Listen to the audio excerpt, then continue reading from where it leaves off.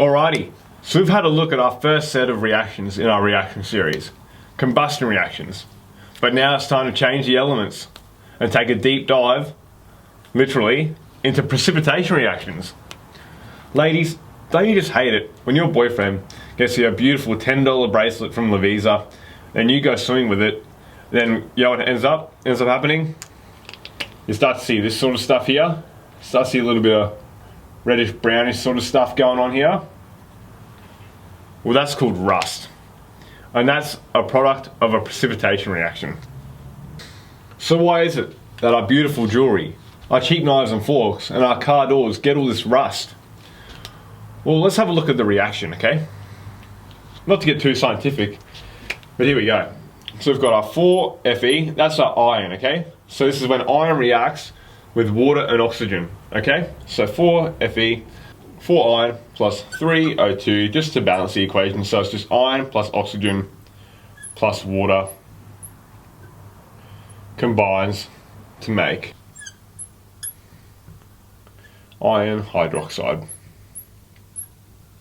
which is essentially rust, okay? This is what happens.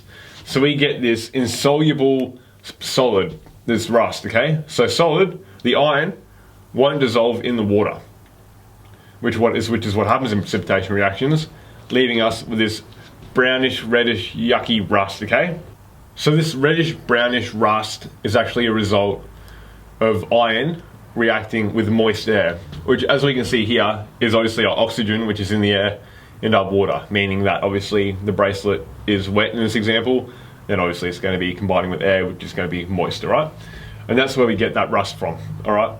So now let's have an actual think about other examples here, okay? So we know that when we cook spaghetti bolognese, all right, we're just cooking spaghetti, we tend to add salt to our mixture, right? So we tend to add salt to the water. Now we know that if we were to empty or take all that pasta out, drain the water, there would be nothing left in that pot. That's because salt is a completely soluble compound, all right?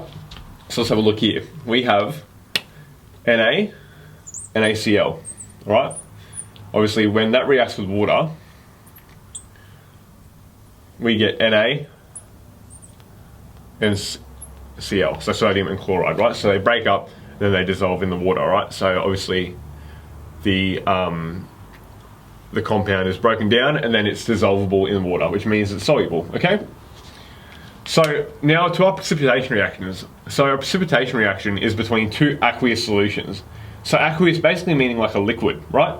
So it's like hydrochloric acid, those sort of things, they're all aqueous because they're in a liquid form, they're not a solid, okay? So our precipitation reaction for this example is going to be a calcium nitrate plus a sodium carbonate.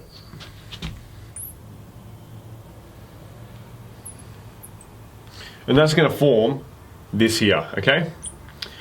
That's going to form a calcium carbonate as well as a sodium nitrate, okay? All right. So let's have a look straight away here, right? So these are two aqueous solutions. So what we're going to do is we're going to put a little AQ next to them, okay? Which means they're aqueous. But now here we go. We now have a calcium carbonate as well as a sodium nitrate. So one of these is going to be an insoluble solid, which means that one of these products just won't dissolve in water. And that's our calcium carbonate. So that's our solid. And then our sodium nitrate here is going to be also an aqueous solution, okay? So when we obviously combine the two aqueous solutions together, we're still going to have a liquid, right? But then what we're going to see is that we're going to have a little bit of this like solid little like salty looking things at the bottom of our beaker if we were to do this experiment. And that's going to be a calcium carbonate. So calcium carbonate, funny enough, actually exists in limestones, alright?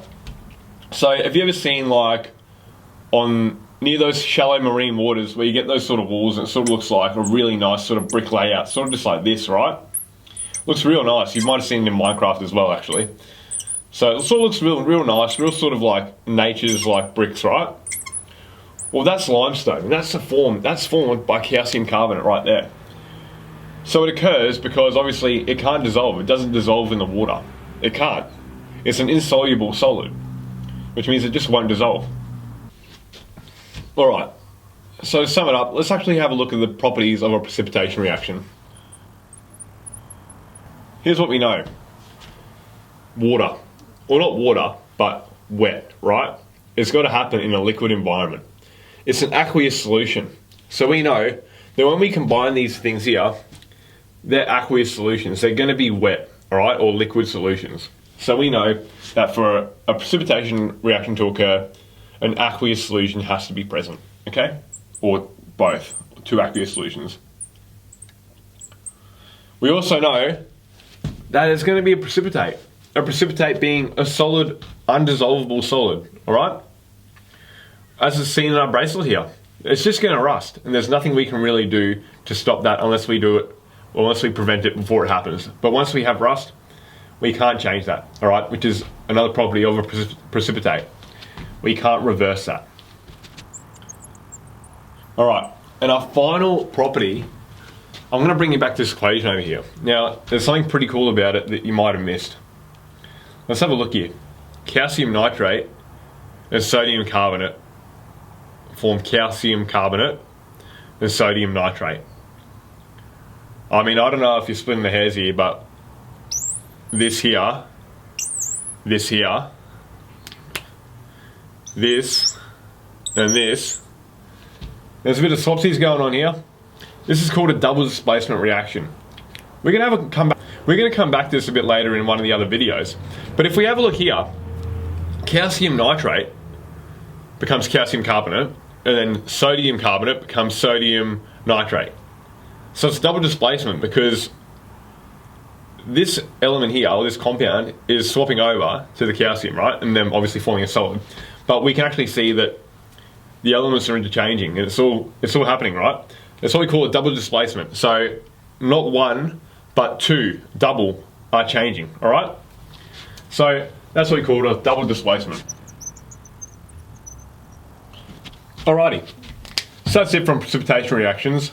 Be sure to answer the questions below, and we'll see you next week.